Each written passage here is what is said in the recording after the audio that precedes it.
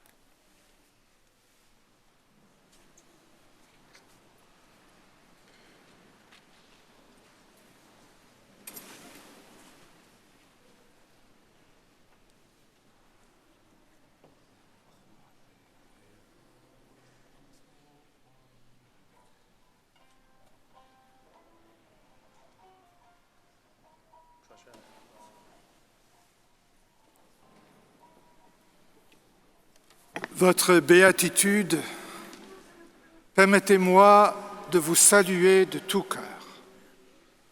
C'est une joie et un honneur pour l'Église du Christ qui est à Luxembourg d'avoir votre visite.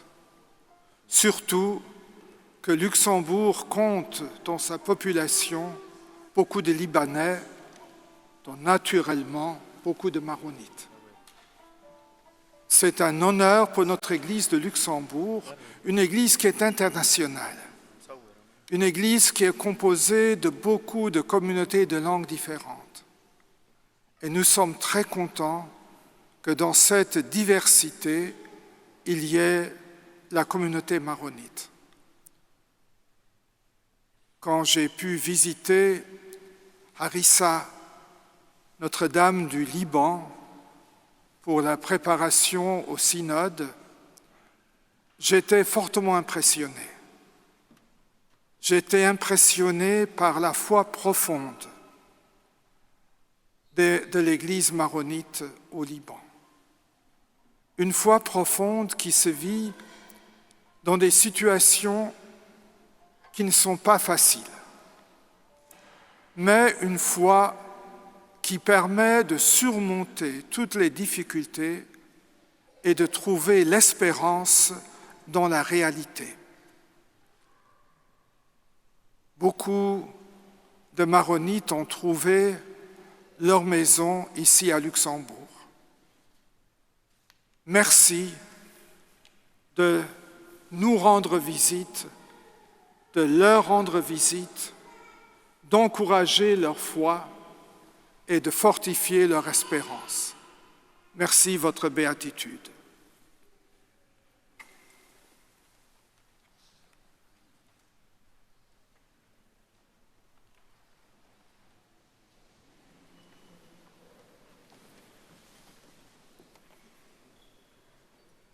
المجد للآب والابن والروح القدس من الآن وإلى الأبد.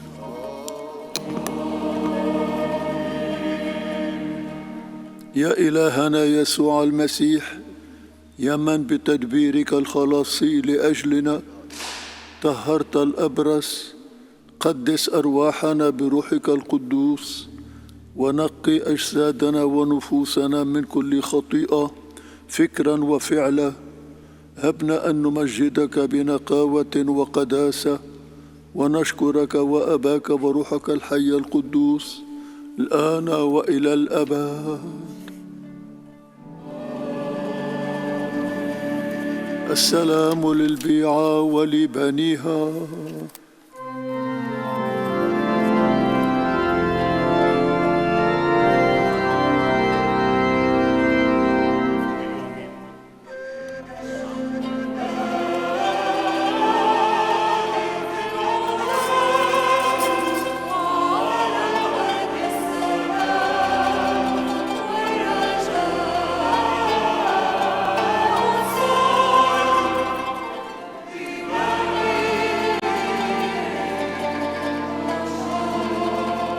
تشبح تلاله بمرومي والأرعوش لومو وسابرو طوبو لبنين وشو.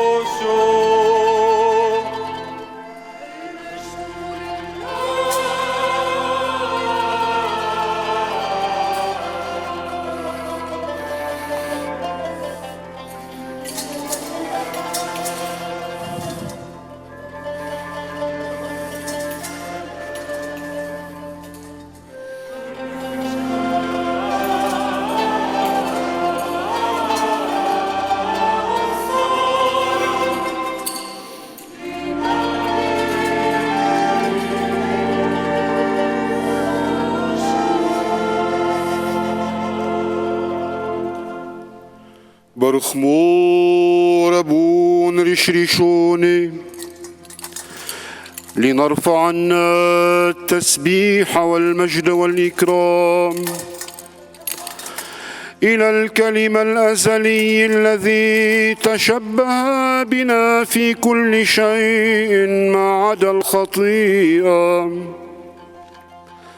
إلى خالق الجميع الذي ظهر كالطبيب في الكون ووهب المرضى شفاء النفس والجسد. برخمور رشرشوني.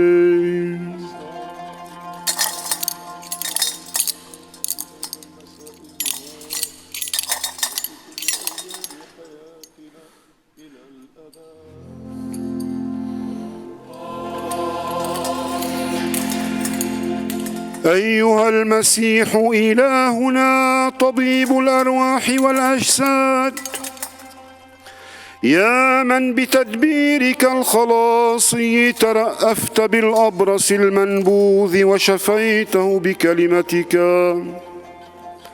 إليك نرفع عيوننا وقلوبنا كل حين، ونرجو ألا تمسك عنا رحمتك ونعمك، بل أن تلتفت إلينا وتعطف علينا كما صنعت للأبرص، فتطهرنا وتقدسنا.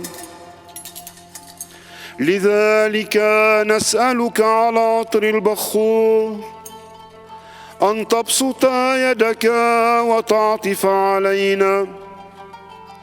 أنت قلت: اسألوا تعطوا، اطلبوا تجدوا، اقرعوا يفتح لكم. بهذا الرجاء الذي لا يخيب نبتهل إليك.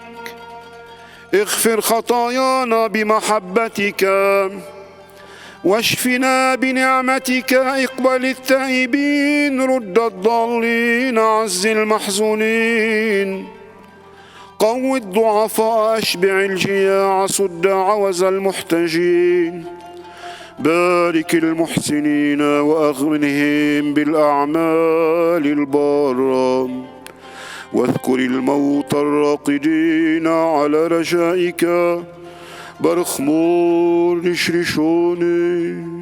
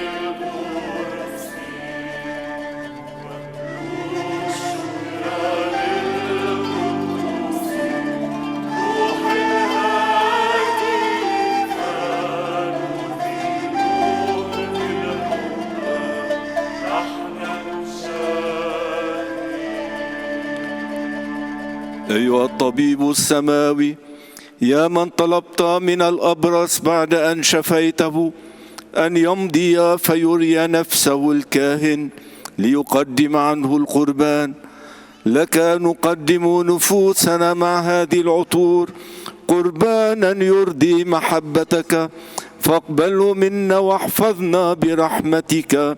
بارك موربون ريش ريشوني.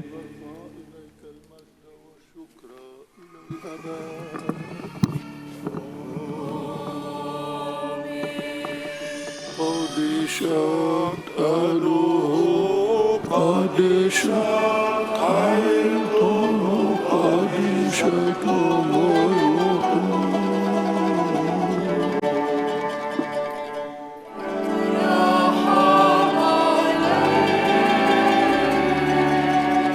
قدشت ألوه قدشت عيلتون قدشت لميوتون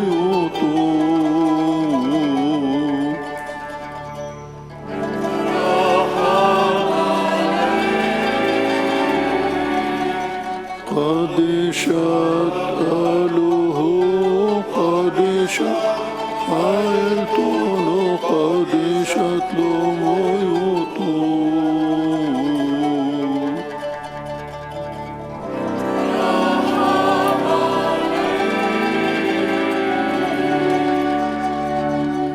أيها الرب القدوس الذي لا يموت، قدس أفكارنا ونقي ضمائرنا، فنسبحك تسبيحا نقيا ونصغي إلى كتبك المقدسة.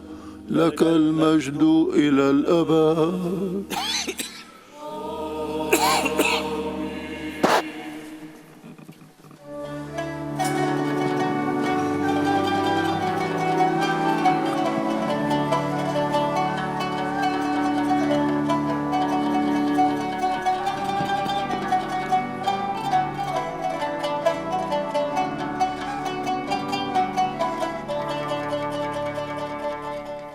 صوتك العذب حافظ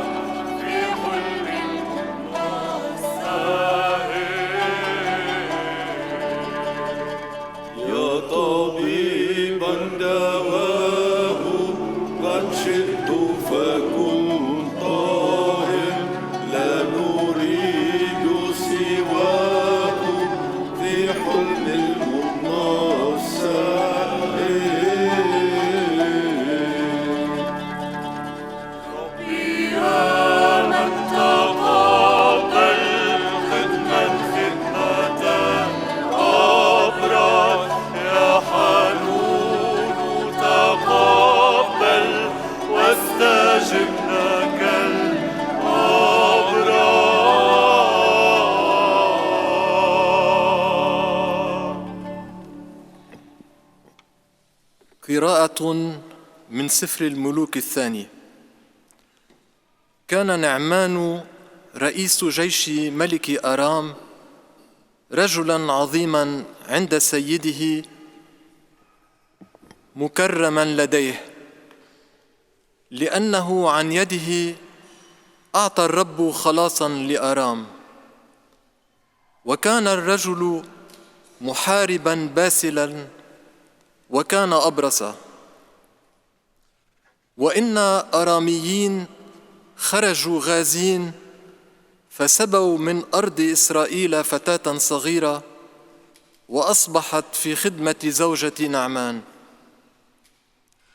فقالت لسيدتها: يا ليت سيدي حضر أمام النبي الذي في السامرة، فإنه كان يشفيه من برصه.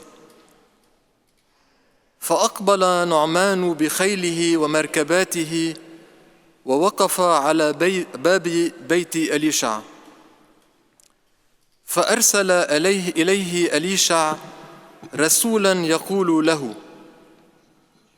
امضي واغتسل في الأردن 7 مرات، فيعود إليك لحمك وتطهر.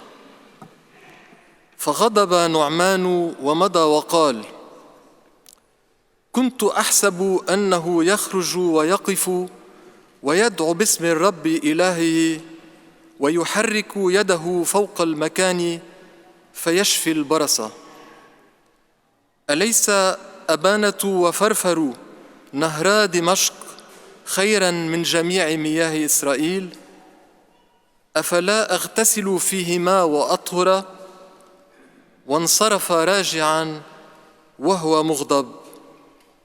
فتقدم إليه خدامه وخاطبوه وقالوا: يا أبي، لو أمرك النبي بأمر عظيم أما كنت تفعله؟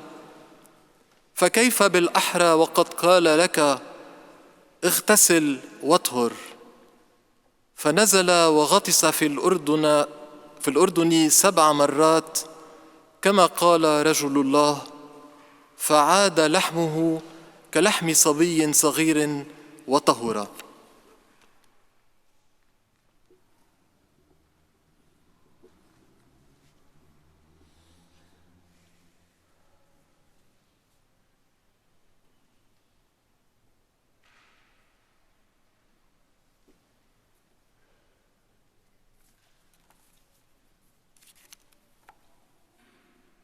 Lecture de la lettre de saint Paul apôtre aux Romains. Frères, que le péché ne règne donc plus dans votre corps mortel, pour vous faire obéir à ses convoitises. Ne livrez pas vos membres au péché comme des armes d'injustice, mais offrez-vous à Dieu comme des vivants revenus d'entre les morts, et offrez vos membres à Dieu comme des armes de justice. Le péché ne dominera plus sur vous, car vous n'êtes plus sous la loi, mais sous la grâce. Que dire alors? Allons-nous pécher parce que nous ne sommes plus sous la loi, mais sous la grâce? Certes, non. Ne savez-vous pas que si vous livrez à quelqu'un comme esclave pour lui obéir, vous êtes esclave de celui à qui vous obéissez, soit du péché qui mène à la mort, soit de l'obéissance qui mène à la justice. Mais rendons grâce à Dieu. Alors que vous étiez esclaves du péché, vous avez obéi de tout cœur à la forme d'enseignement à laquelle vous avez été confiés. Libérés du péché, vous êtes devenus esclaves de la justice. Je parle à la manière humaine, à cause de la faiblesse de votre chair. De même que vous avez livré vos membres comme esclaves à l'impureté et à l'iniquité pour l'iniquité, ainsi livrez maintenant vos membres comme esclaves à la justice pour la sainteté. Car lorsque vous étiez esclaves du péché, vous étiez libres à l'égard de la justice. Quel fruit aviez-vous alors de ces choses dont vous avez honte aujourd'hui? Leur fin, c'est la mort. Mais maintenant, libérés du péché et devenus esclaves de Dieu, vous portez du fruit pour la sainteté. Et la fin, c'est la vie éternelle. Car le salaire du péché, c'est la mort. Mais le don gratuit de Dieu, c'est la vie éternelle dans le Christ Jésus, notre Seigneur. Gloire à Dieu pour toujours.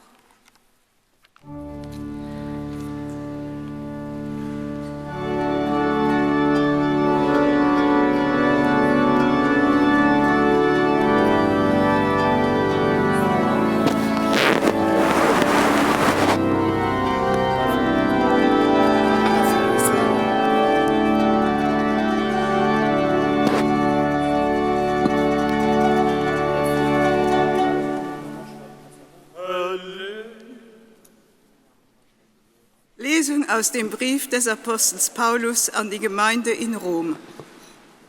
Schwestern und Brüder, die Sünde soll nicht mehr in eurem sterblichen Leib herrschen, so dass ihr seinen Begierden gehorcht. Stellt eure Glieder nicht der Sünde zur Verfügung als Waffen der Ungerechtigkeit, sondern stellt euch Gott zur Verfügung als Menschen, die aus Toten zu Lebenden geworden sind, und stellt eure Glieder als Waffen der Gerechtigkeit in den Dienst Gottes. Denn die Sünde wird nicht mehr über euch herrschen, denn ihr steht nicht unter dem Gesetz, sondern unter der Gnade. Was heißt das nun? Sollen wir sündigen, weil wir nicht unter dem Gesetz stehen, sondern unter der Gnade? Keineswegs. Wisst ihr nicht, wenn ihr euch als Sklaven zum Gehorsam verpflichtet, dann seid ihr Sklaven dessen, dem ihr gehorchen müsst. Ihr seid entweder Sklaven der Sünde, die zum Tod führt, oder des Gehorsams, der zur Gerechtigkeit führt. Gott aber sei Dank, denn ihr wart Sklaven der Sünde, seid jedoch von Herzen der Gestalt der Lehre gehorsam geworden, an die ihr übergeben wurdet. Ihr wurdet aus der Macht der Sünde befreit und seid zu Sklaven der Gerechtigkeit geworden. Wegen eures schwachen Fleisches rede ich nach Menschenweise. Wie ihr eure Glieder in den Dienst der Unreinheit und der Gesetzlosigkeit gestellt habt, so dass ihr gesetzlos wurdet, so stellt jetzt eure Glieder in den Dienst der Gerechtigkeit, so dass ihr heilig werdet. Denn als ihr Sklaven der Sünde wart, da wart ihr der Gerechtigkeit gegenüber frei. Welche Frucht hattet ihr damals? Es waren Dinge, deren ihr euch jetzt schämt, denn sie bringen den Tod. Jetzt aber, da ihr aus der Macht der Sünde befreit und zu Sklaven Gottes geworden seid, habt ihr eine Frucht, die zu eurer Heiligung führt und das ewige Leben bringt. Denn der Lohn der Sünde ist der Tod. Die Gabe Gottes aber ist das ewige Leben in Christus Jesus, unserem Herrn. Wort des lebendigen Gottes. Dank sei Gott.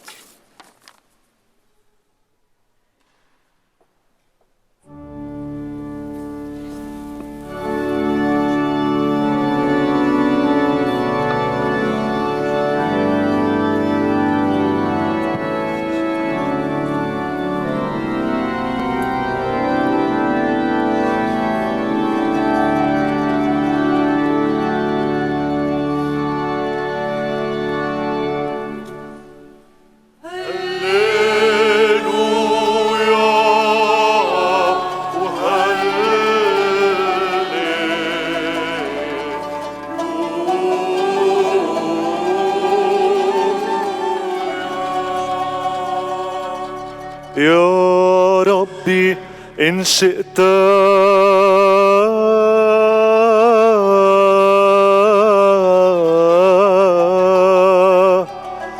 فأنت قادر أن تطهرني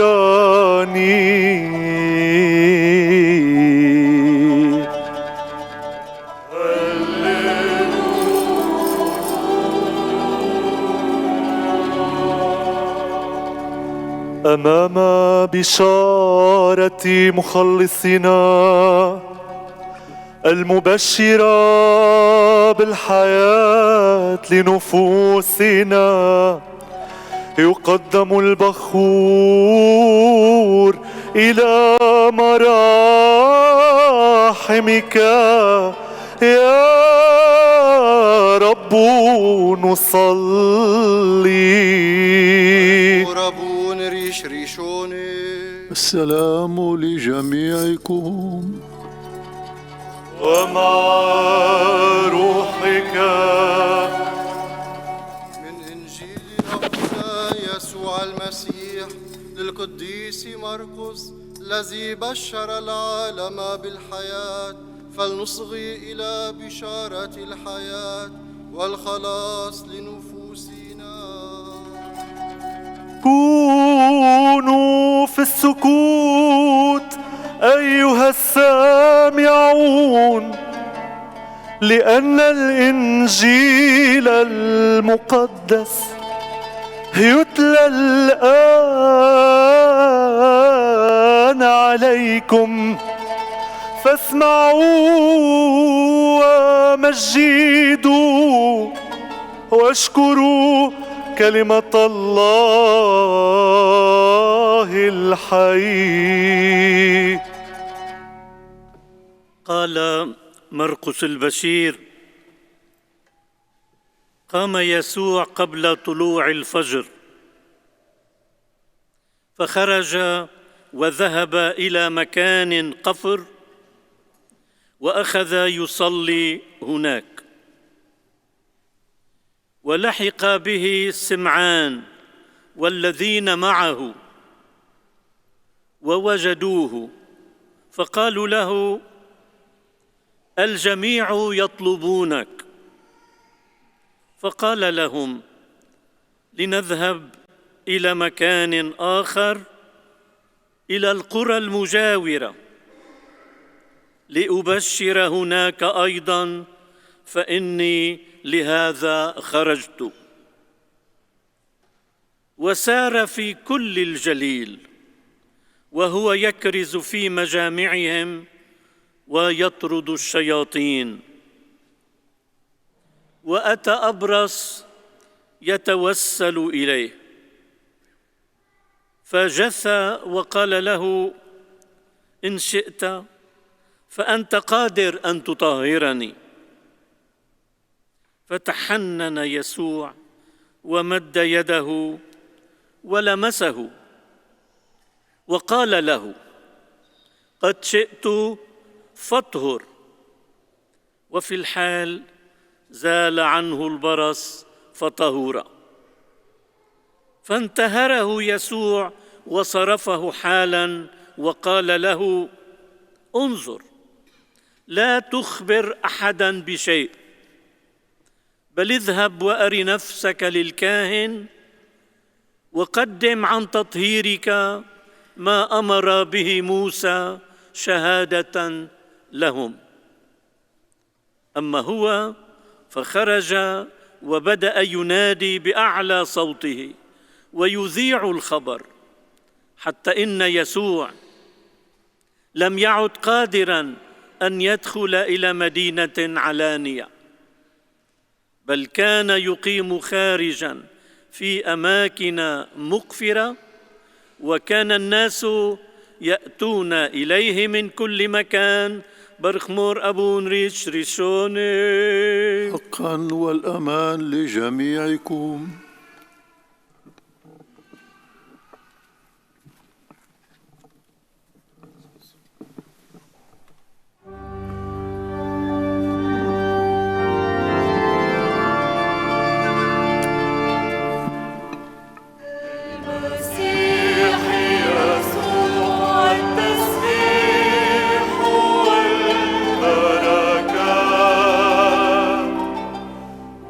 أجلك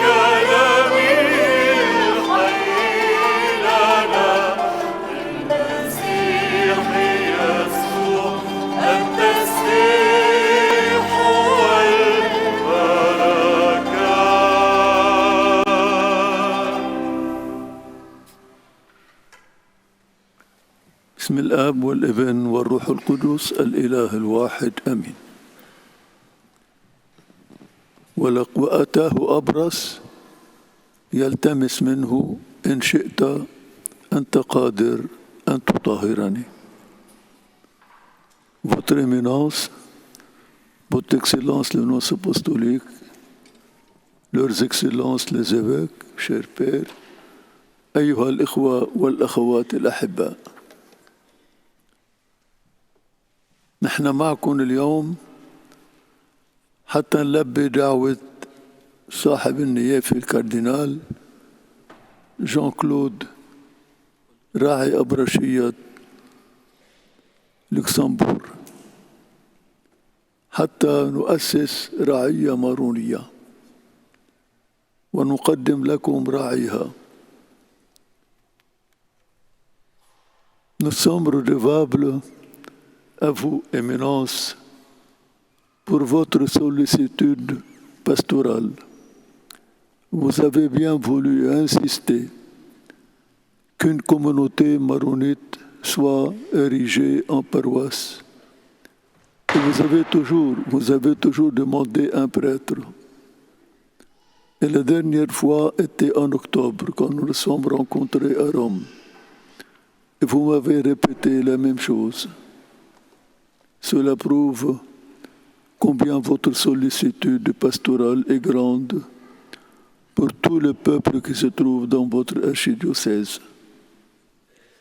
Je vous remercie beaucoup.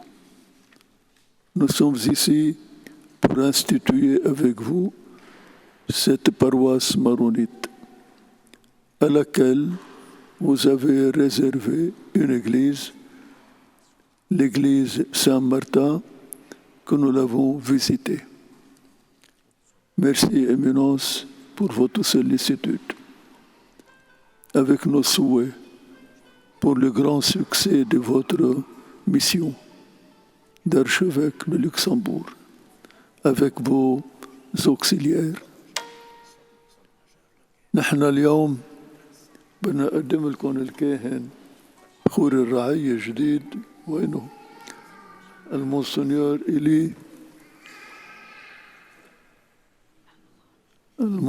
إلي عاقوري هو رح يكون راعي الأبرشية.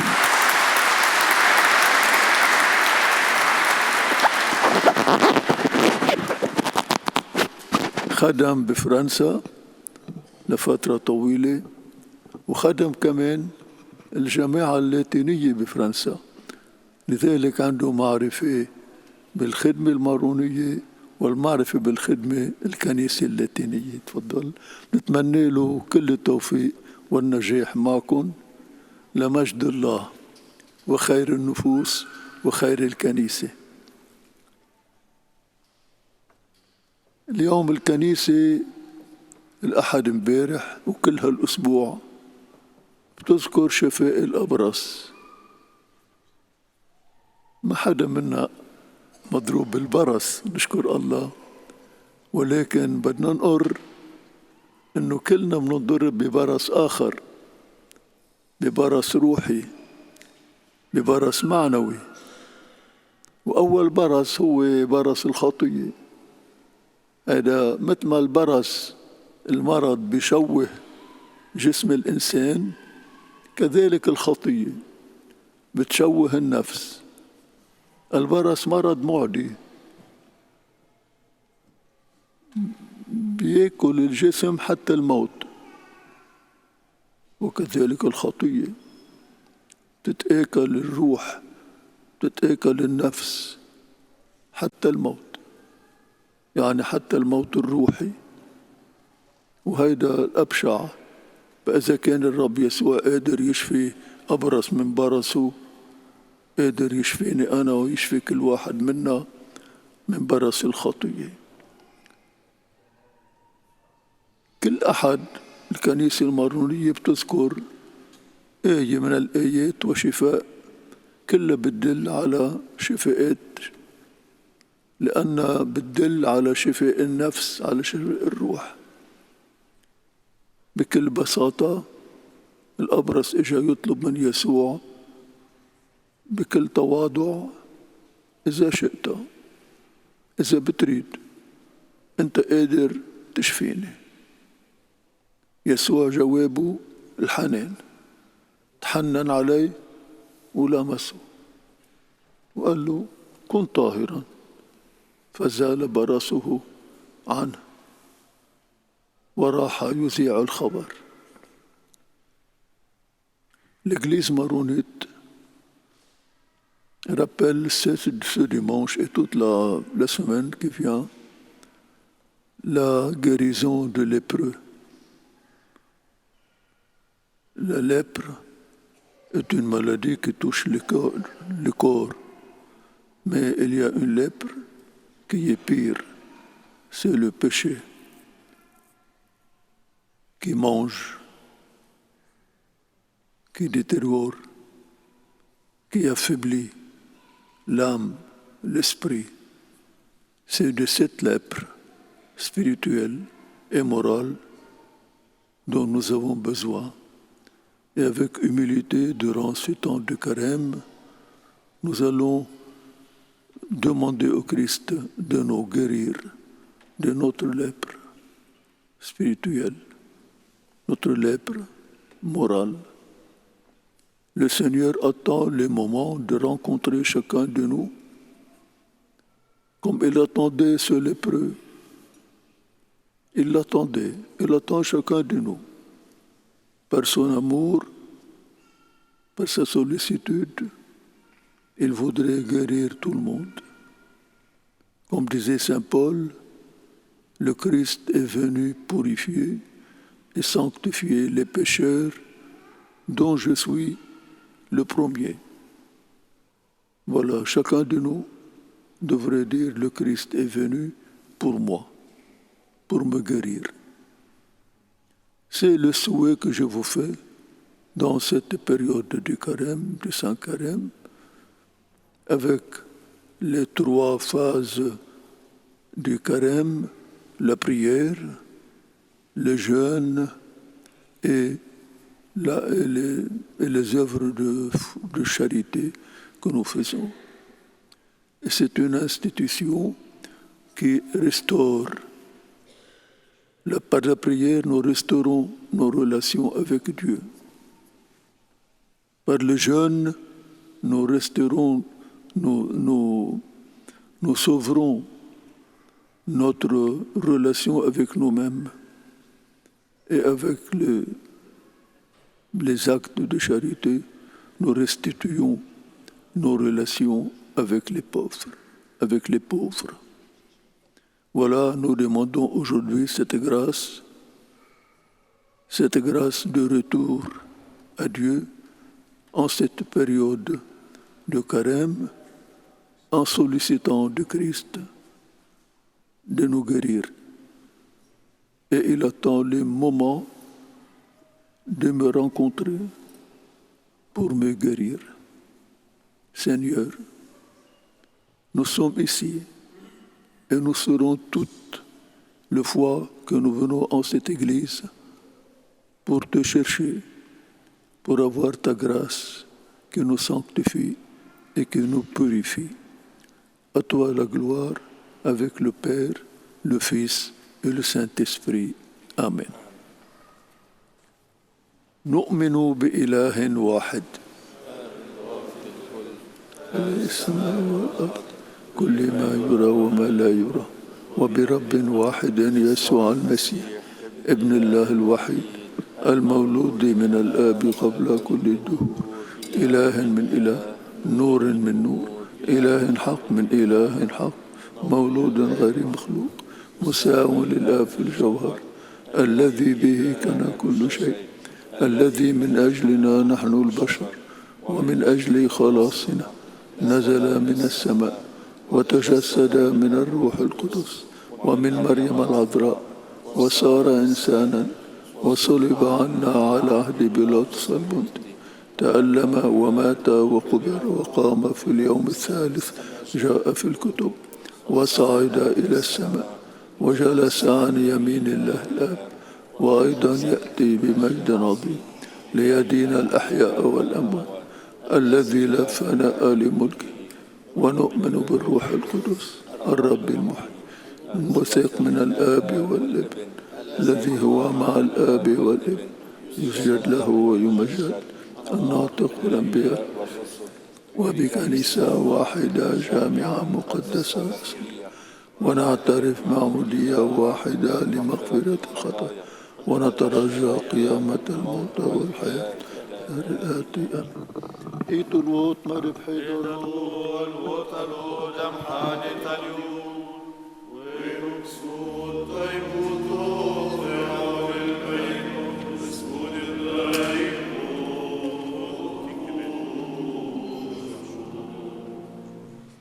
دحلت أخبار ونظرك والسليم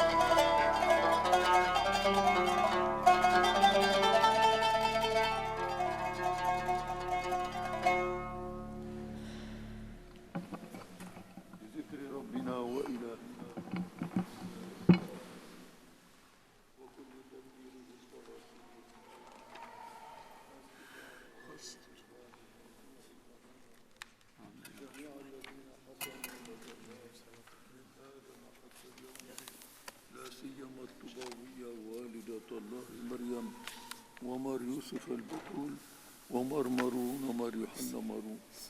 اذكر اللهم آباءنا وإخوتنا الأحياء والأموات أبناء البيعة المقدسة بخاصة من نقدم عنهم هذه الذبيحة. واذكر جميع المشتركين معنا اليوم في هذا القربان.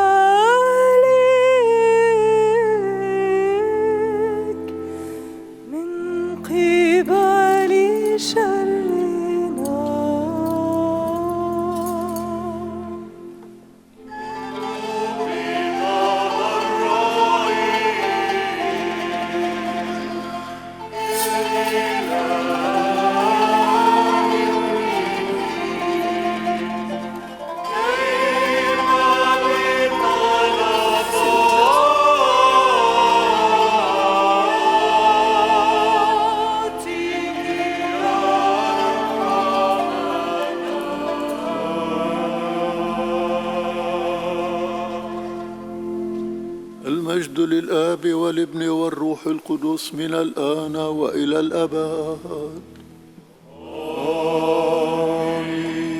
أيها الآب إله السلام وسيد الأمان، هب لنا جميعا وأهلنا أن نعانق بعضنا بعضا في نسمة من محبتك لا تنقطع بقبلة لا غش فيها، فنرفع المجد والشكر إليك وإلى ابنك الوحيد وروحك القدوس الآن وإلى الأبد. السلام لك يا مذبح الله، السلام للأسرار المقدسة الموضوعة عليك.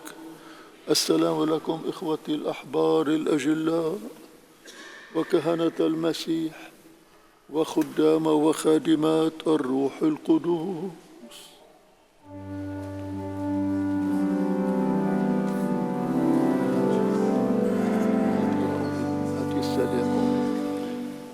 سلام الله يحفظ قلوبكم وأفكاركم بالمسيح يسوع. السلام لكم جميعا أنتم الذين في المسيح.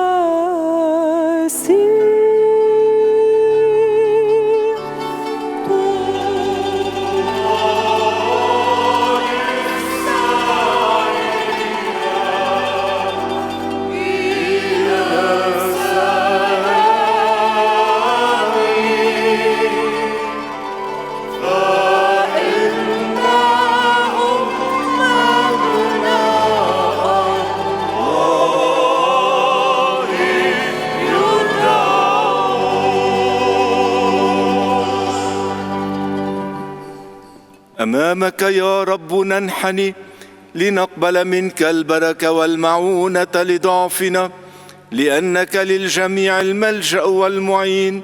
بارك موربون ريش ريشوني. وإليك نرفع المجد والشكر وإلى ابنك الوحيد وروحك القدوس الآن وإلى الأبد. ويا رب أضئ بوجهك علينا الآن وخلصنا من كل شر، وامحو جميع مخالفاتنا.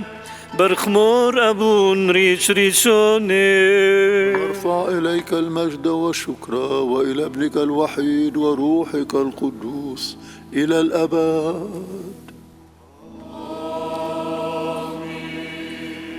محبة الله الآب ونعمة الابن الوحيد وشركة وحلول الروح القدس مع جميعكم يا إخوتي وأخواتي إلى الأبد.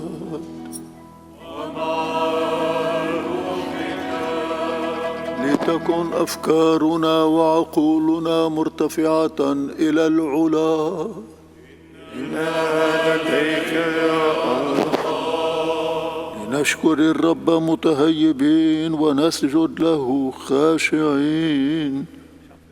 إنه لحق وواجب. حقا إنه لواجب ولائق أن نمجدك ونعظمك يا خالق جميع البرايا. إن نمجدك مع الملائكة بأصوات التسبيح هاتفين وقائلين: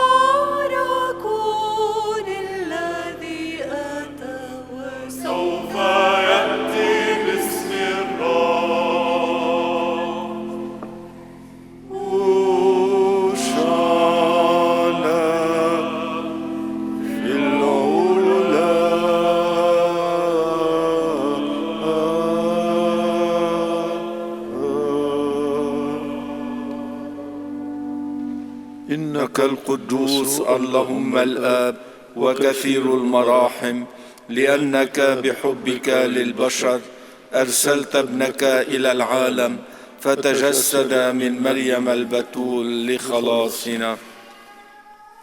وبيوم هودا تخدم حشودي للمعبد حي ساب اللحم بيدا وقديشوتو بارخ وقادش واقصو يا بالتلميذ كدمار سبخوا الملك الخون هونو دنيتاو فغروديل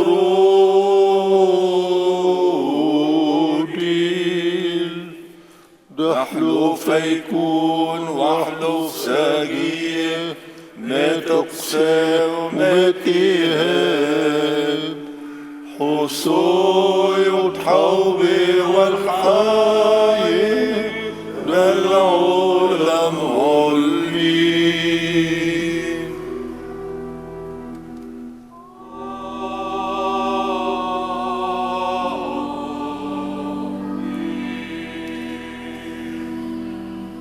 وخلوا عالقوس ودمزغوا من حمرو من مايو بارخ وقادش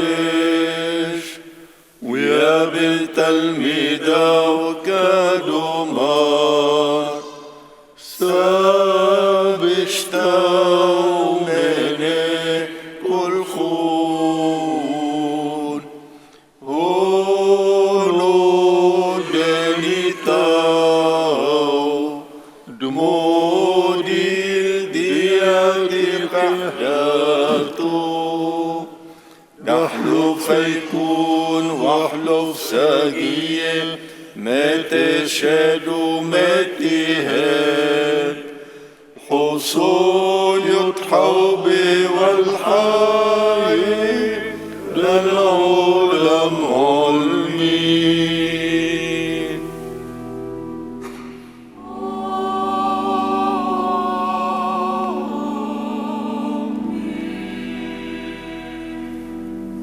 وبهذا أوصاهم وحضهم قائلا كل مرة تكملون هذه الأسرار تذكرون موتي وقيامتي حتى مجيئي. نذكر موتك يا رب ونعترف بقيامتك وننتظر مجيئك الثاني ونطلب منك الرحمة والحنان ونسألك مغفرة الخطايا فلتشمل مراحمك لنا. فيما نحن نذكر يا رب مجيئك الخلاصي ومجيئك الثاني نقدم لك التسبيح مبتهلين ألا تسلمنا بسبب خطايانا يوم تدين الأبرار والخطأ، بل ترأف بنا وارحمنا وأشح بوجهك عن خطايانا واعضدنا. لهذا تضرع إليك بيعتك ورعيتك وبك ومعك إلى أبيك وهي تقول ارحمنا أيها الآب الضابط الكل ارحمنا. نحن أيضا يا رب أبناءك الخطأ فيما نقبل نعمك نشكرك عنها ومن أجلها كلها. إياك نسبح إياك نمجد إياك نبارك لك نسجد بك نعترف ومنك نطلب فاشفق اللهم علينا وارحمنا واستجب لنا. ما أرهبها ساعة أحبائي ينحدر فيها الروح الحي القدوس ويحل على هذا القربان الموضوع لتقديسنا. فلنقف مصلين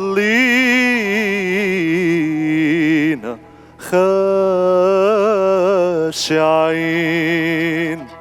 ارحمنا اللهم ارحمنا، وأرسل علينا وعلى هذه القرابين روحك القدوس فيعضدنا ويسامحنا.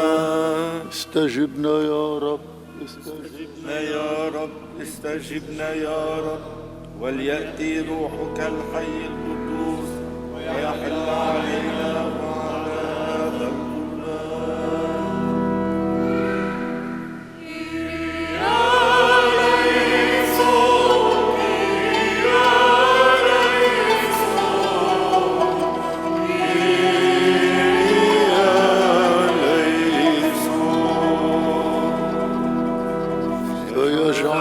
بحلول هذا الخبز جسد المسيح إلهنا.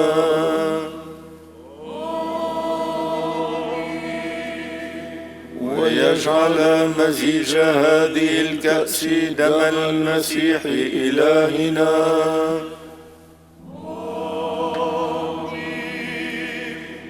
فتكون هذه الأسرار لتنقية نفوس المشتركين فيها وأجسادهم من كل خطيئة وللحياة الأبدية.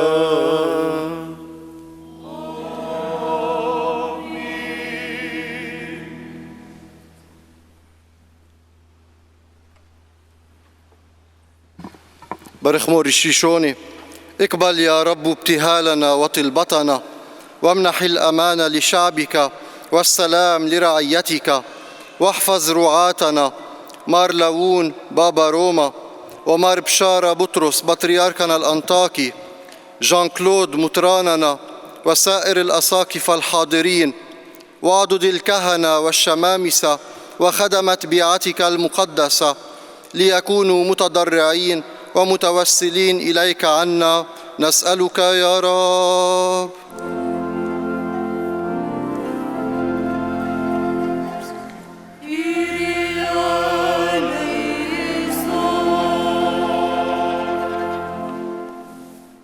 Herr Gott, wir bitten dich für den Präsident und Regierung vom Libanon.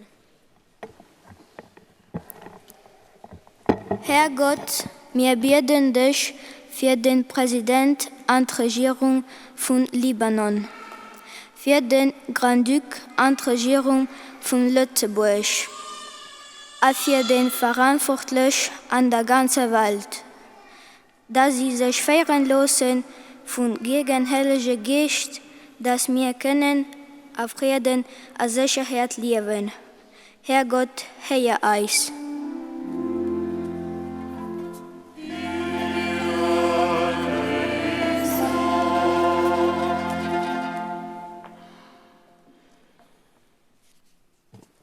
Pour la foi en Europe.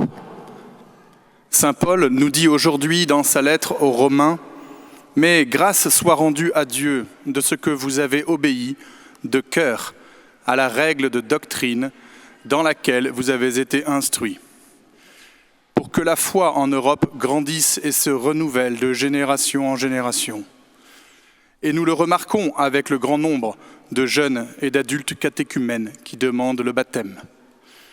Que ta grâce touche leur cœur et que ta parole les interpelle dans leur vie quotidienne en créant en eux une révolution intérieure et une vraie conversion en toute fidélité au dépôt de la foi des ancêtres.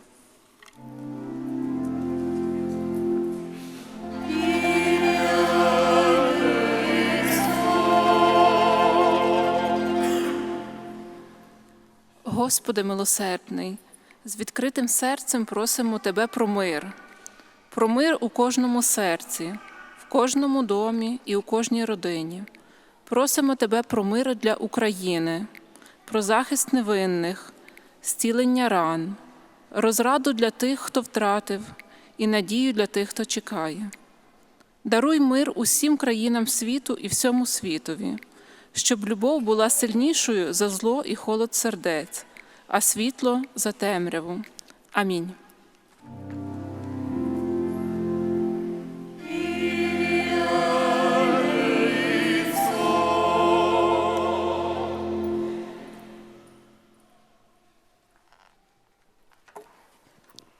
حتى تضل نعمتك ترافقنا وين ما منكون وتشتغل فينا كمؤمنين باسمك بالرغم من ضعفنا، ونأسس رعيتنا الجديدة سوا على اسم مرمرون، متكاتفين ومتكلين على إيماننا فيك وعلى حضورك معنا وعلى نعمتك يلي بتغمر قلوبنا بالرجا وبالفرح وبالسلام. نسألك يا رب.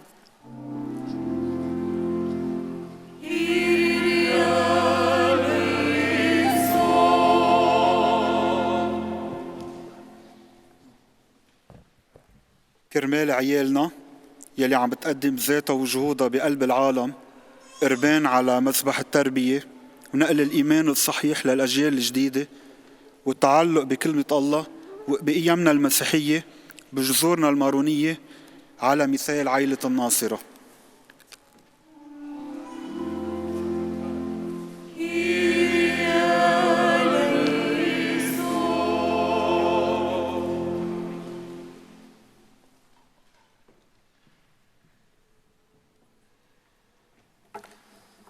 أما هو فخرج وبدأ ينادي بأعلى صوته ويذيع الخبر على نية كل الشبيبة بالعالم ولبنان، وخاصة يلي خرجوا من بلدهم مرغمين كرمال العلم أو العمل، حتى أنت ترفقهم وتكون معهم وين ما بيكونوا. الشبيبة يلي هن حاضر ومستقبل الكنيسة، هن يلي بأعلى صوتهم ومن كل قلبهم بيحملوا إنجيلك وكلمتك وبيذيعوا فرح وبشرى الخلاص، حتى يضلوا حاملين مشعل الإيمان بالعالم بقوة وحماس بالرغم من كل المغريات. نسألك يا رب.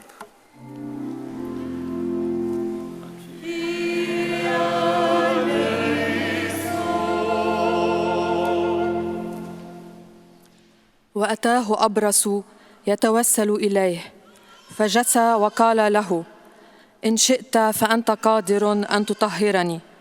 فتحنن يسوع ومد يده ولمسه وقال له: قد شئت فاطهر. على نية كل إنسان عم بيصلي لك ويتوسل لك بإيمان وبثقة، وكرمال تبلسم جراحه ومرضه. أنت الراعي الصالح يلي بترافقنا وبتعرفنا وبتعرف احتياجاتنا وأمراضنا الجسدية والروحية.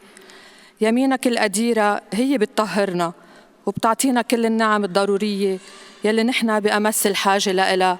نسألك يا رب.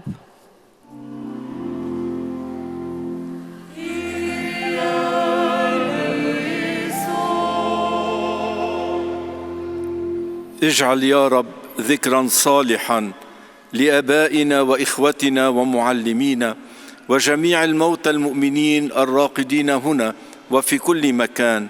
اغفر لنا ولهم الخطايا والزلات، لأنه ما من أحد بدون خطيئة إلا ربنا وإلهنا ومخلصنا يسوع المسيح، الذي بواسطته نرجو أن ننال المراحم وغفران الخطايا لنا ولهم. اللهم الموتى واغفر خطايانا التي اقترفناها بمعرفة وبغير معرفة. سامحنا اللهم واغفر لنا ولموتانا، فيتمجد بنا وبكل شيء اسمك المبارك مع اسم ربنا يسوع المسيح وروحك الحي القدوس الآن وإلى الأبد. كان وهو الآن هكذا يكون إلى الأبد. آمين.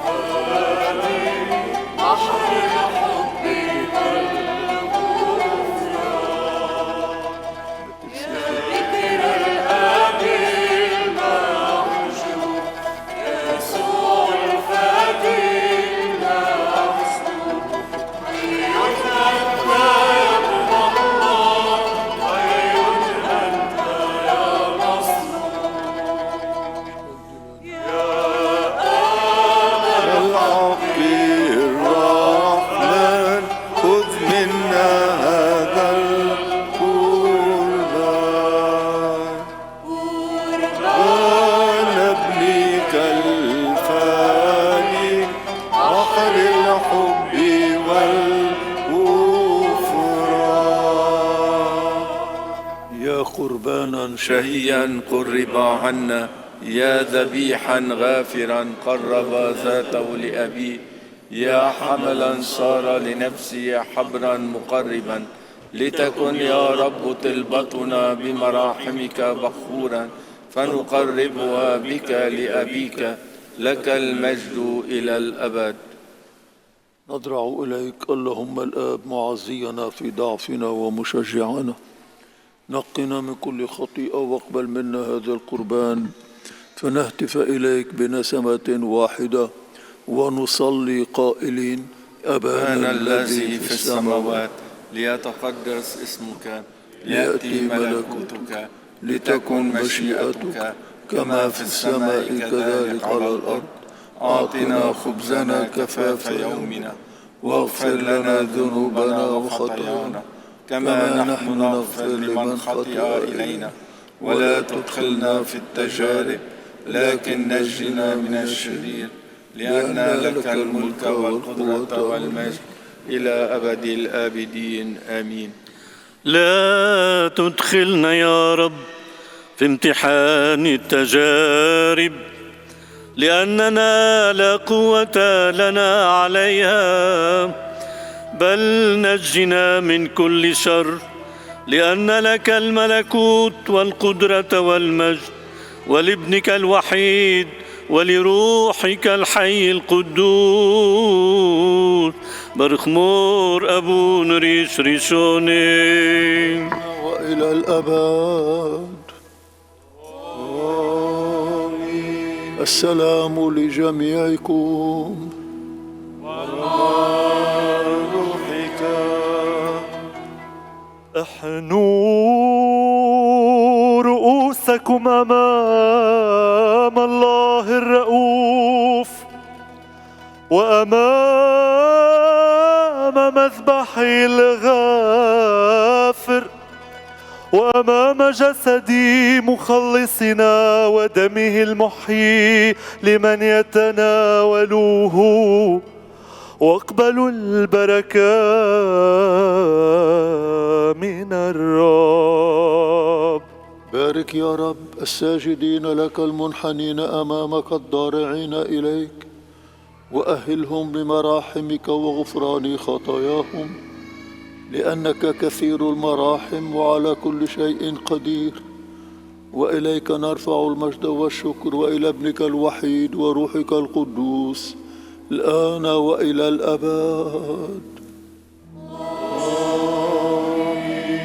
نعمة الثالوث الأقدس الأزلي المتساوي في الجوهر معكم يا إخوتي وأخواتي إلى الأبد. ومع روحك. لينظر كل واحد منا إلى الله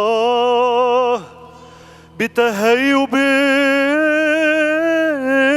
وخشوع، وليسألوا الرحمة والحنان. الأقداس للقديسين بالكمال والنقاوة والقداسة.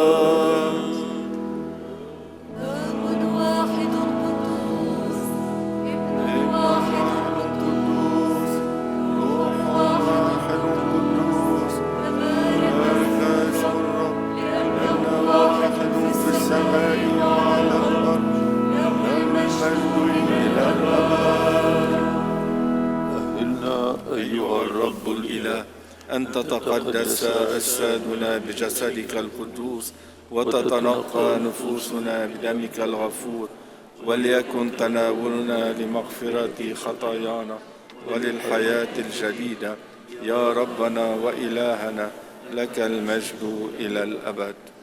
جسد ودم سيدنا يسوع المسيح لمغفرة خطاياي وللحياة الأبدية.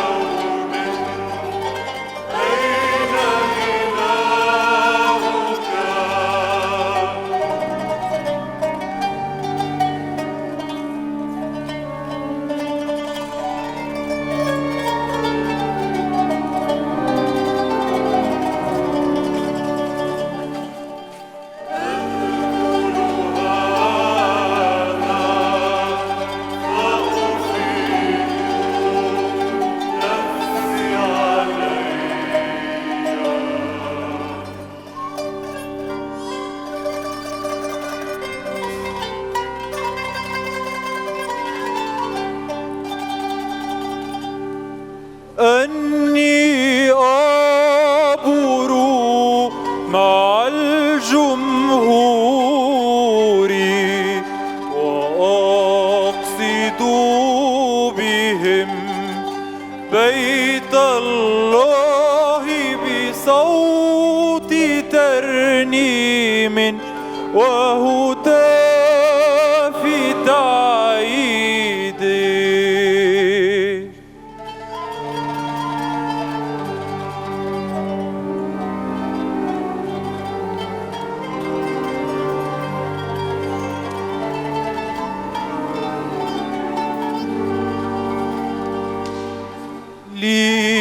لماذا تكتئبين يا نفسي وتقلقين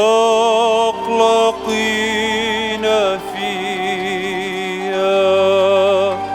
ارتجي الله فإني سأعود أعترف له وهو خلاص وجهي وإلهي.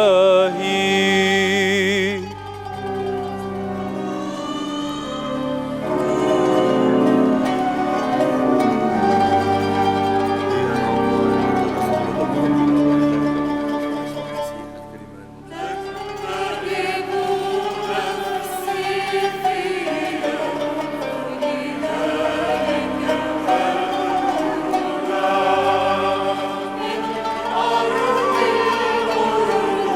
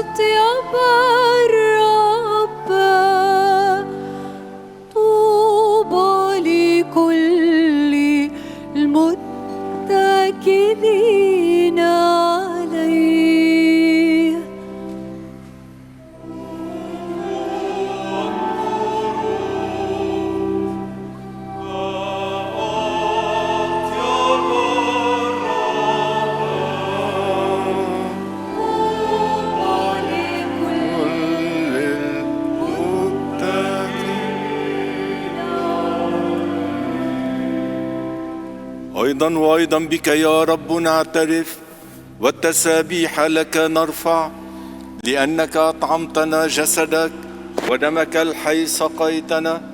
يا محب البشر ارحمنا.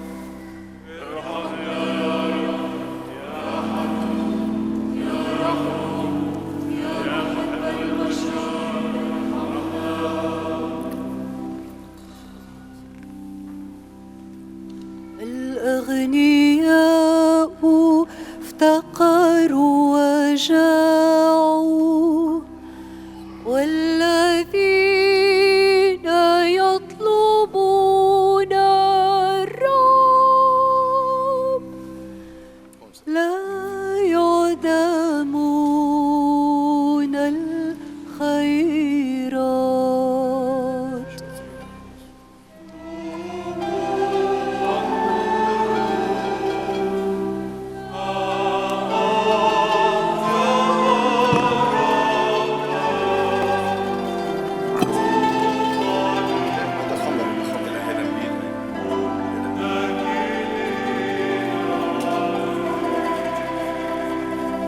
أعطى الذين يتقونه غذاء ذكر إلى الأبد ميثاقه.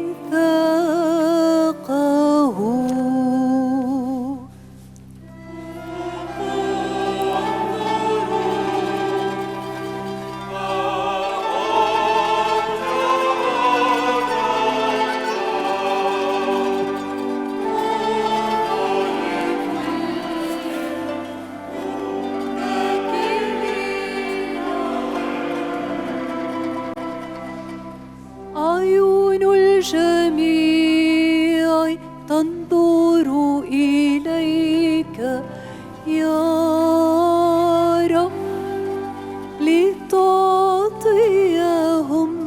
الطعام في حينه.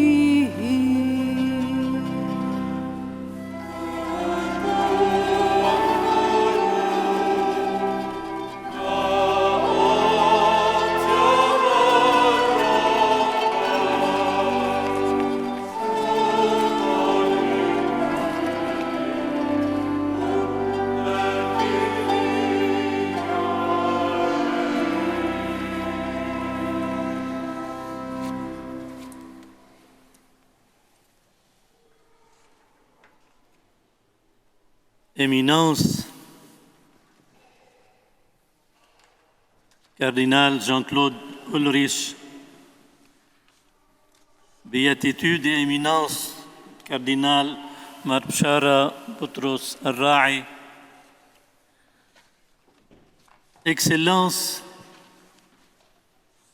Monseigneur Franco Coppola, nonce apostolique en Belgique, les évêques, tous les évêques, les vicaires généraux, tous les vicaires généraux, j'ai toute une liste. Il m'est très difficile de les énumérer tous. Révérend Père,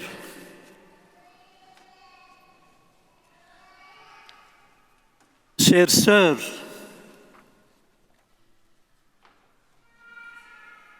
Excellences,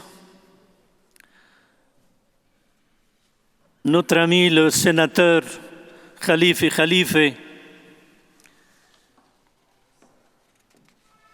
Monsieur Paul Gallès, député au Grand-Duché du Luxembourg,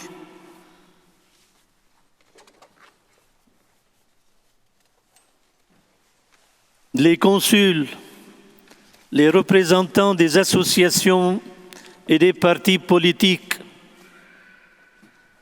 chers tous et toutes, c'est avec une grande émotion et une profonde gratitude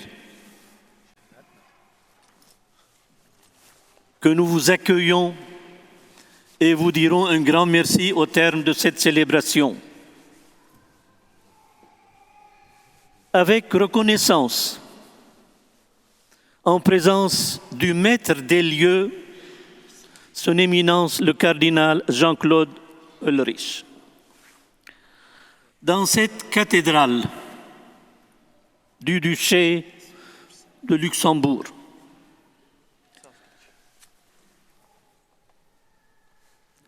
chère béatitude, votre venue, spécialement depuis le Liban, pour rendre visite d'abord à son éminence, Monseigneur Ulrich, et pour l'installation du nouveau curé, ensuite, votre présence est un honneur et elle marque un événement important pour notre communauté luxembourgeoise. Cette cérémonie souligne la mission pastorale du nouveau curé et inaugure une nouvelle paroisse répondant aux besoins spirituels et sociaux des fidèles.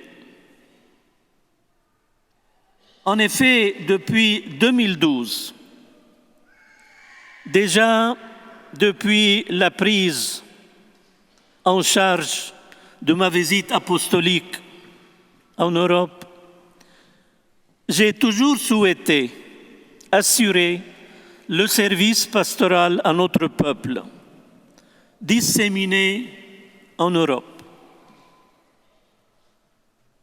Ce sont les pères de l'ordre Antonin Maronite, basés à Bruxelles, qui ont répondu volontiers à l'appel de Luxembourg et se sont engagés à assurer une messe mensuelle dans le duché. Ce soir, c'est l'occasion de les remercier.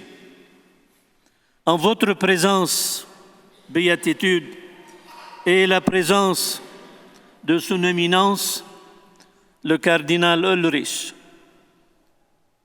Je pense d'abord au révérend père Ghassan Nasser, Paul Bounaoum, et actuellement, tout dernièrement, le père Maroun Aoun, présent parmi nous.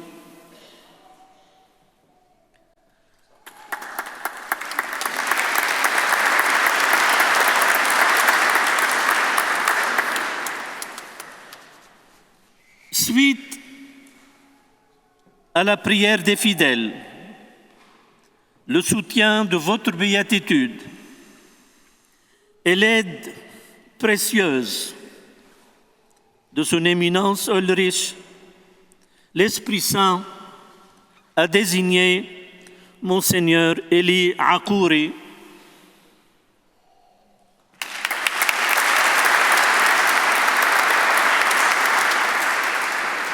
pour guider cette paroisse dans sa marche vers le Christ. Il n'attend que votre bénédiction et votre encouragement. Et il n'attend que votre collaboration.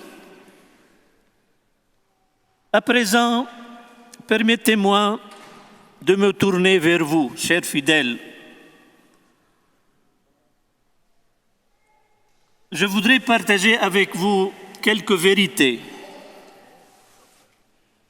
Votre Église du Liban et de l'Orient vous dit et vous redit ce soir solennellement qu'elle ne vous abandonne pas dans votre exil. Votre Église vous accompagne partout où vous vous trouvez, sur cette planète. Elle est toujours prête à envoyer des pasteurs pour être à vos côtés dans les moments difficiles, pour partager votre douleur, votre joie et vos réussites. Et vous, à votre tour, ne tardez pas à vous soutenir les uns les autres et à atténuer les souffrances liées à l'éloignement de votre patrie. Je crois que le succès de ce projet pastoral dépend de votre dévouement et de votre engagement. Vous avez à beaucoup donné aux Luxembourgeois. Ne croyez pas seulement que vous êtes venus prendre, vous êtes venus donner également. Donnez d'abord votre attachement à la foi, aux valeurs de la famille. Et combien je suis content ce soir avec vous quand on entendait durant la messe les cris des uns et des autres. Revenez souvent dans cette église, dans votre église.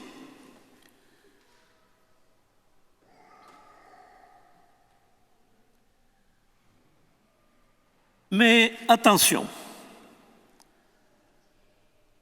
ne travaillez pas seul à la manière de nous autres les orientaux.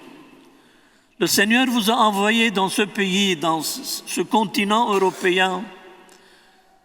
Au moins apprenez à travailler ensemble, en groupe, un team, les uns avec les autres, dans un même projet. L'individualisme est mortel pour nous. Travaillez à l'unisson, solidaire avec votre curé. Vous formez ensemble votre grande famille, votre paroisse. Si vous cherchez une définition pour la paroisse, c'est votre grande famille. Votre identité levantine, antiochienne, votre personnalité et vos aspirations futures. Merci à vous tous et toutes ce soir pour tous les efforts déjà déployés pour la réussite de cette visite, la visite de notre patriarche. Permettez-moi quand même de remercier tout particulièrement M. Lies Cessine et toute sa famille et toute son équipe de travail qui a préparé tout avec vous.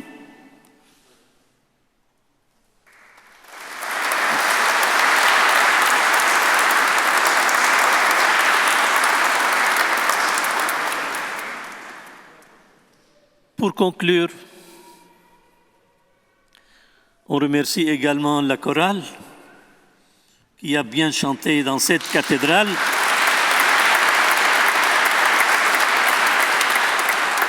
L'organiste, M. Dakash.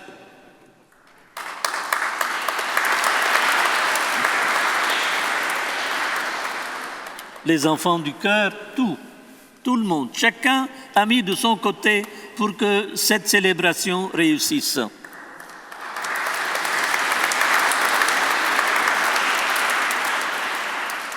Pour conclure, Saint Jean-Paul II, que vous avez connu, n'avait pas tort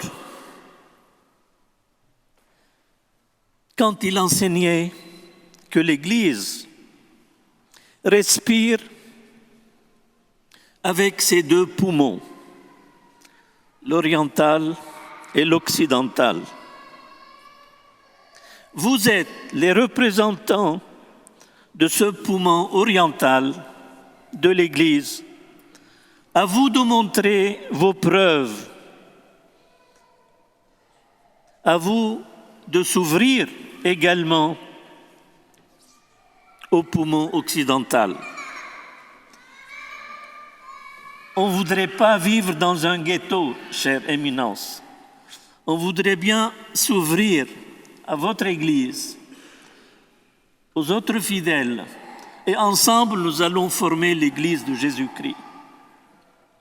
Tout en gardant chaque parti, tout en gardant ses propres aspirations et son identité d'origine.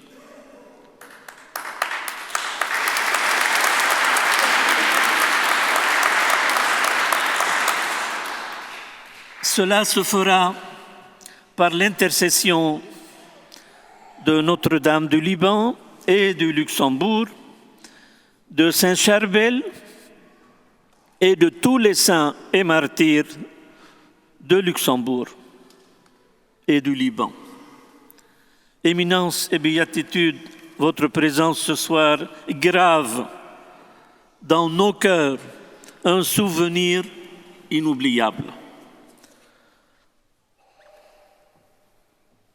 Chère béatitude, vous êtes le premier patriarche maronite à venir dans ce pays.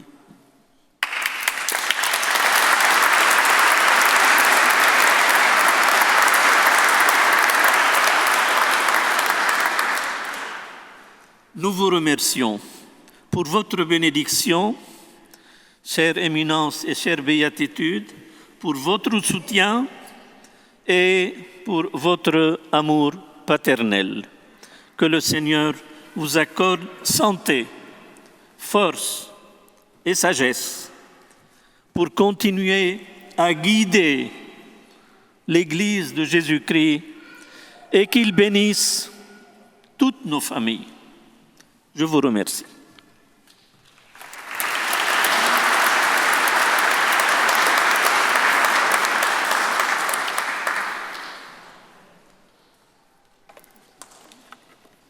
المجد ليسوع المسيح.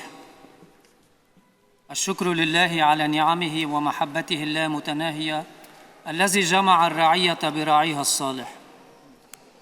ولكي لا أقع بخطأ النسيان فسأترك هذا الأمر لله الآب الذي لا ينسى ولا يميز أحد.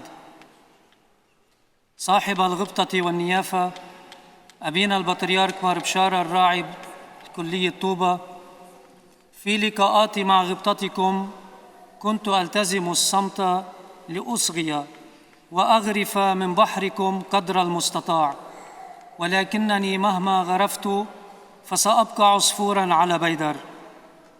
أما اليوم فالكلام واجب يا صاحب الغبطة، لأعود من بعدها وبسرعة لألتزم الصمت من جديد. اسمحوا لي يا صاحب الغبطة بأن أتوجه معكم ومع السادة الأساقفة المحترمين والآباء الأجلاء والإخوة والأخوات بالمسيح والحضور الكريم بالشكر العميق إلى صاحب النيافة الكاردينال جون كلود أوليريش السامي الاحترام على محبته للبنان وتقديره لكنيستنا المارونية، وعلى كل ما فعله ويفعله من أجل دعم حضورنا وإبراز ما تملكه كنيستنا المارونية من إرث مسيحي كبير بشقيه الروحي والوطني، وتجسيده في حياة الكنيسة المحلية وإعطائه الدور الذي يستحق.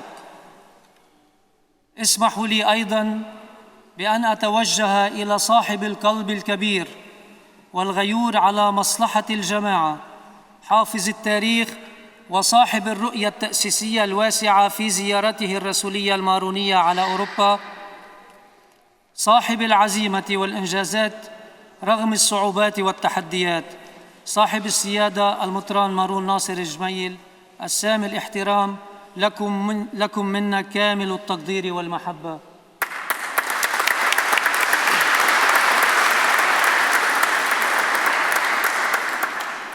أما الآن فسأغوص لأقصى أعماق مفاهيم الشكر لأنحني أمامكم يا صاحب الغبطة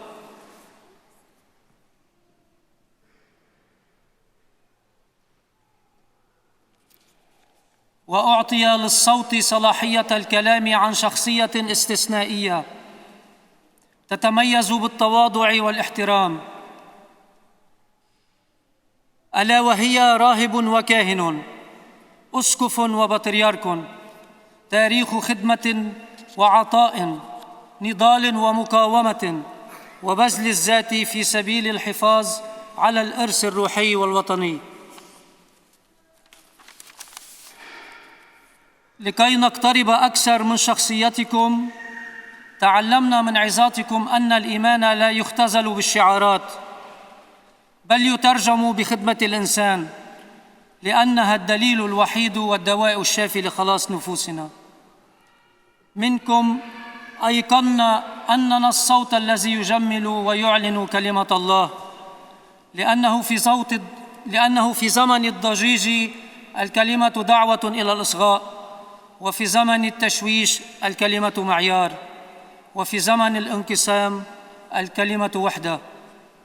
أما بموضوع الخدمة فالخدمة ليست امتيازاً بل دينونة، ولهذا نصمت لا لنتميز بل لنخدم، لا لنتقدم الصفوف بل لنؤدي الرسالة. لأن المعرفة تزيد المسؤولية، والقرب من الله يزيد المحاسبة. نعم يا صاحب الغبطة، صوتكم صوت الحق والعدالة، صوت الإيمان والحرية. ولطالما كنتم ولا تزالون صوت بكركي، أي صوت لبنان الوطن، فدوركم التاريخي في هذا الظرف الصعب هو دور بكركي التي تبقى نقطة ارتكاز في دائرة الوطن. لذلك نعاهدكم يا صاحب الغبطة، نحن مع الذين أتوا من لبنان الكبير، بأننا لم ولن نتخلى عن شبر واحد من أرض لبنان، ولا عن حبة تراب جبلت بإيمان الآباء والأجداد ورويت بدم الشهداء والقديسين. فلبنان باق وسيبقى على مساحته التي حددتها رسالته، وطن السلام ومنبر الحرية التي تدافعون عنها ليبقى لنا لبنان. مجد لبنان أعطي لكم، عشتم يا صاحب الغبطة، عاشت الموارنة وعاش لبنان.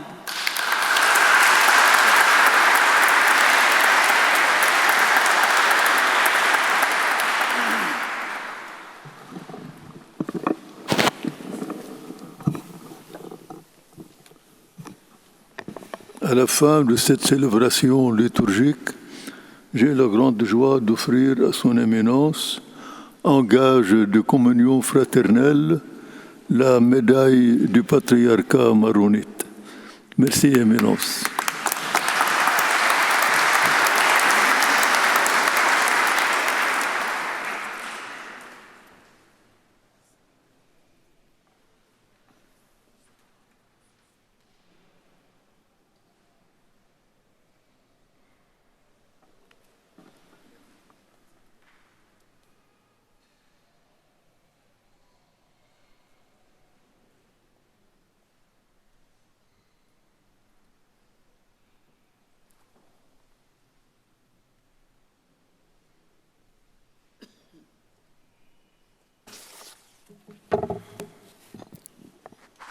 Votre béatitude, c'est un moment historique.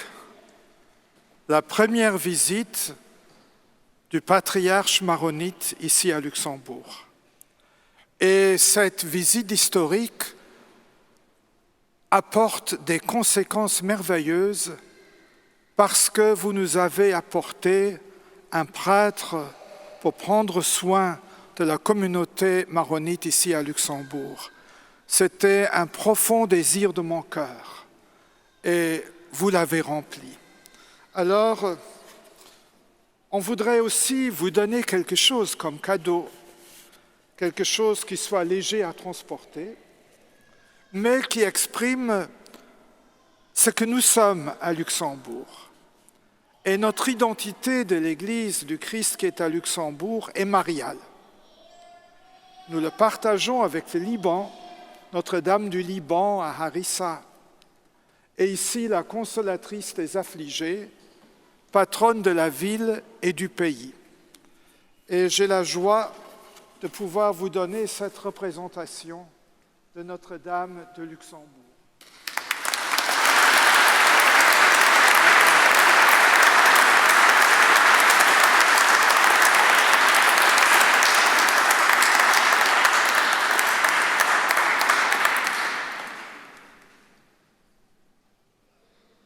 Mais quelque chose qui pèse un peu plus, un livre transformé en son image. Théologie et mystique, ce sont des mélanges en l'honneur de Madame Marianne Vanier, à l'occasion de son 65e anniversaire. Madame Vanier qui enseigne à nos professeurs à Metz et qui enseigne à nos séminaristes. C'est un livre qui montre aussi l'influence du poumon oriental sur le poumon occidental avec toute la théologie de la théosis.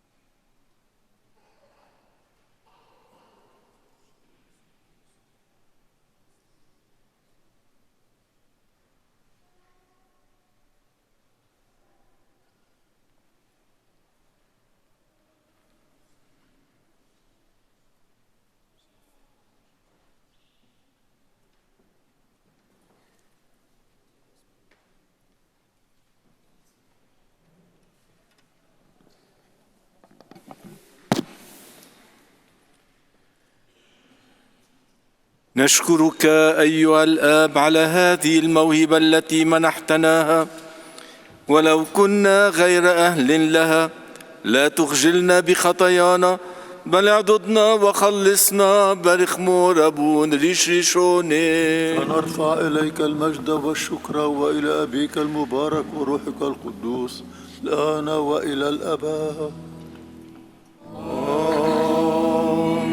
السلام لجميعكم ومع روحك.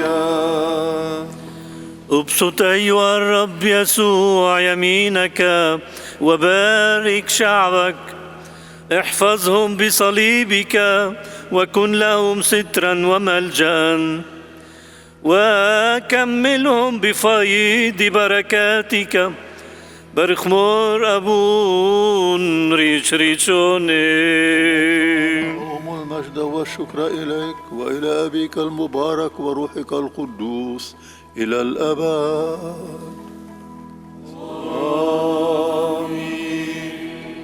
اذهبوا بسلام يا إخوتي وأحبائي، مع الزاد والبركات التي نلتموها من مذبح الرب الغافر، ولتصحبكم بركة الثالوث الأقدس الآب والابن والروح القدس الإله الواحد، له المجد إلى الأبد آمين.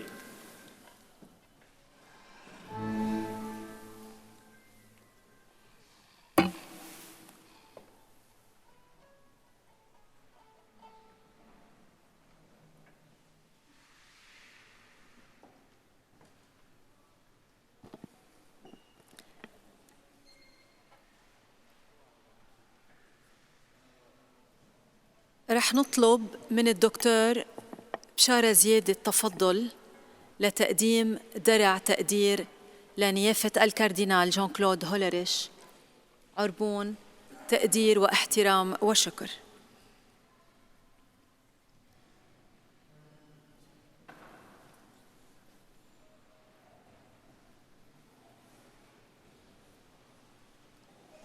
Nous invitons le docteur Bchara Ziedé à s'avancer, s'il vous plaît, pour remettre le bouclier de reconnaissance à son éminence, le cardinal Jean-Claude Holrich, en signe de gratitude de profonde reconnaissance pour sa présence bien, son soutien généreux et son service fidèle à l'Église maronite. Merci bien.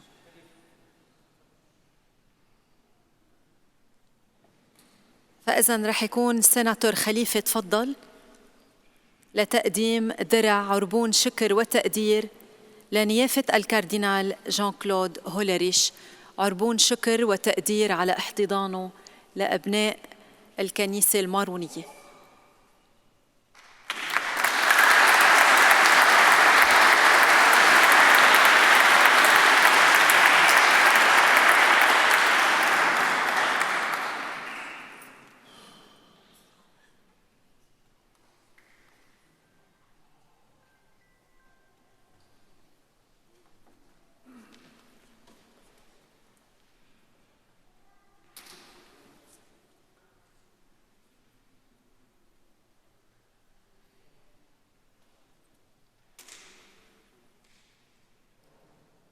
صاحب الغبطة والنيافة غبطة أبينا البطريرك مار بشارة بطرس الراعي، يا من تحملون أمانة الكرسي الرسولي، الكرسي البطريركي الماروني، وتسهرون على شعبكم بإيمان ثابت ورجاء لا يخيب. أنتم صوت الرجاء في زمن التحديات وصوت الثبات في زمن التحولات، تقودون الكنيسة بحكمة الأب وجرأة الشاهد وهدوء الراعي. فلتتفضل السيدة جاكلين والسيد روني جلاس لتقديم الهدية التذكارية لغبطة أبينا البطريرك. موجودين معنا مدام جاكلين et monsieur روني، تتفضلوا.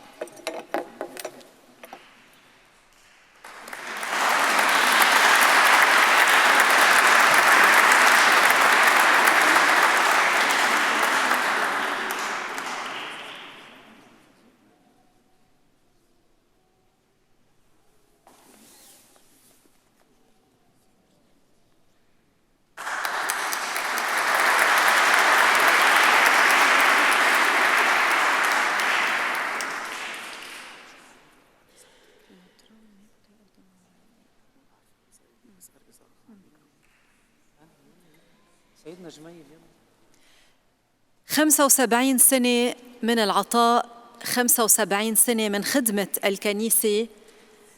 قرب سيدنا لبلوغ سن التقاعد، بدنا نقول له شكراً من القلب على خدمة الكنيسة المارونية، إن كان بكتاباته بكل مجلدات يلي أعطيت الكنيسة وأغنيتها سيدنا، كمان هدية من أبناء الرعية، عربون شكر وتقدير لإلكن.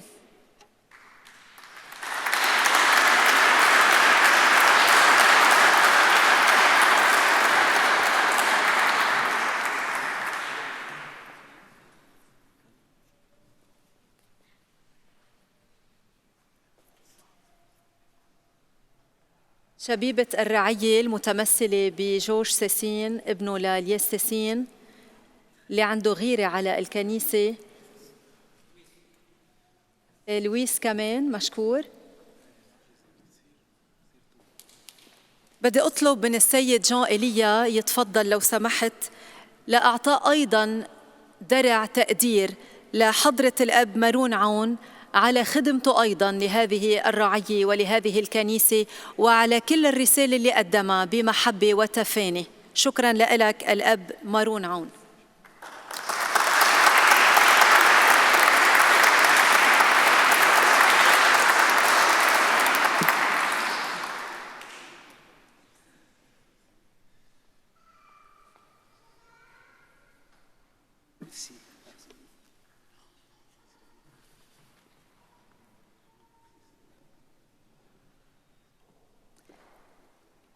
وأيضاً هدية لصاحب الغبطة من عائلة السيد الياس ساسين ومن السيد جوزيف عساف رئيس بلدية حردين الموجود معنا الليلة حاضر من لبنان للمشاركة بهالاحتفال يلي له ذكرى خاصة لمناسبة تأسيس الرعية أولى اليوم للكنيسة المارونية باللوكسمبورغ. تفضلوا لو سمحتوا لتقديم الدرع التذكاري لغبطة أبينا البطريرك.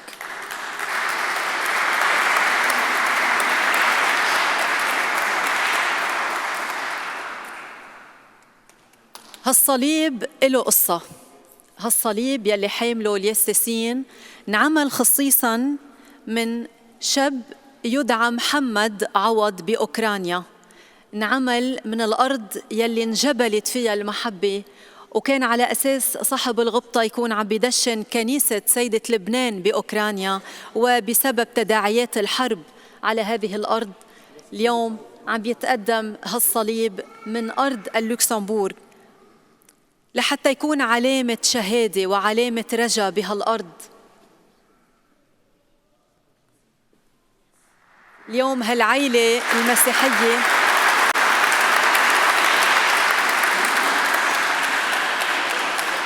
هالصليب اللي صنع خصيصاً من حجر الزمرد والذهب الخالص تعبيراً عن محبة أبناء الرعية ومحبة عائلة الياس ساسين والسيد جوزيف عساف لغبطة أبينا البطريرك، لحتى تبقى هالزيارة علامة رجا وعلامة محبة وتأكيد على تجذر المسيحيين أينما كانوا سيدنا حاملين البشارة وحاملين الرسالة والمشعل.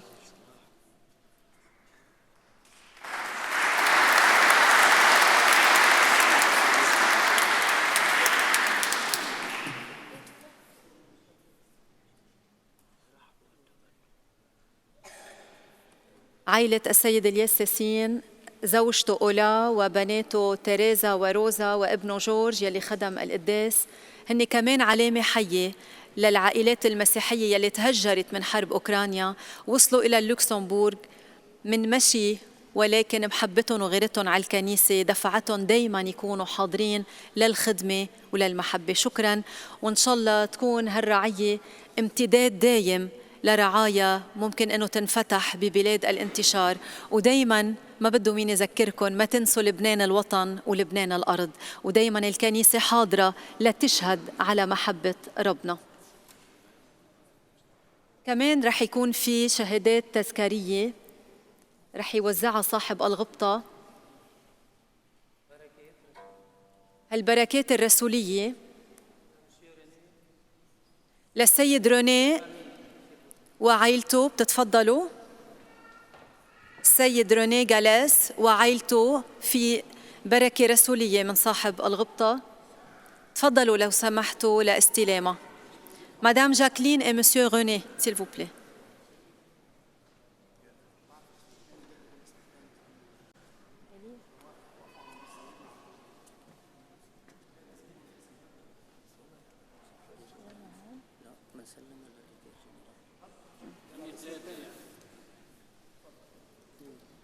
البركة الرسولية الثانية للشماس فيليب مويل، رح نسلمها اليوم للكنيسة اللاتينية لخدمته ورعايته للكنيسة المارونية مع نويل وأيضا الفيكار جنرال. ميرسي ميرسي بيان.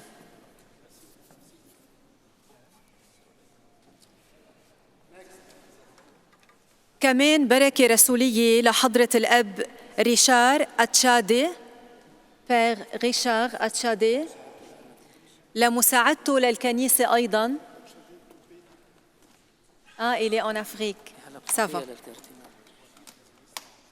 Alors, ça peut être avec vous, Votre Éminence.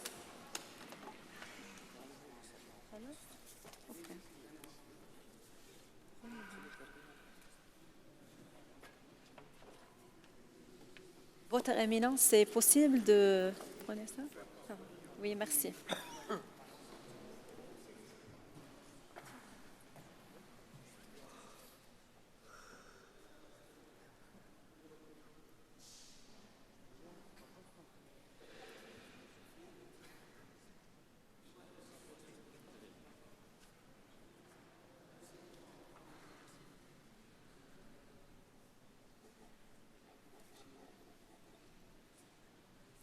بهالوقت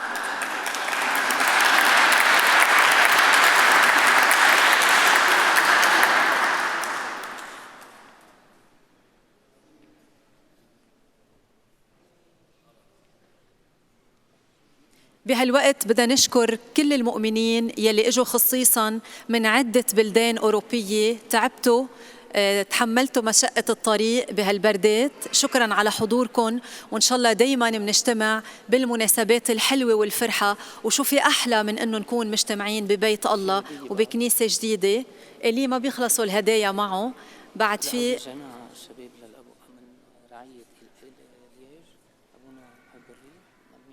هدية تذكارية من الأب عبد الله، مش من الأب، من معية مع بطرس وبولس لكنيسة لوكسمبورغ.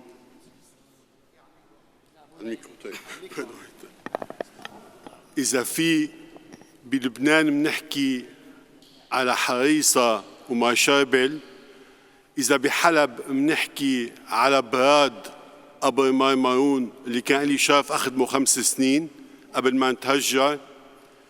باليوم بلييج محل ما موجود في عنا قرص كتير تاريخي وكتير حلو، هي زهور العذراء بانو أم الفقراء. لذلك أنا حابب باسمي الشخصي واسم الرعية مع بطرس بولس نقدم لكنيسة لوكسمبورغ اللي كان لي شرف أخدمها فترة من زمان، وإن شاء الله نكمل التعاون بينات بعضنا، تمثال السيدة مريم العذراء، حتى تأكدوا من محبتنا وصلاتنا وشركتنا معكم ووحدتنا الإيمانية معكم. ميرسي أبونا.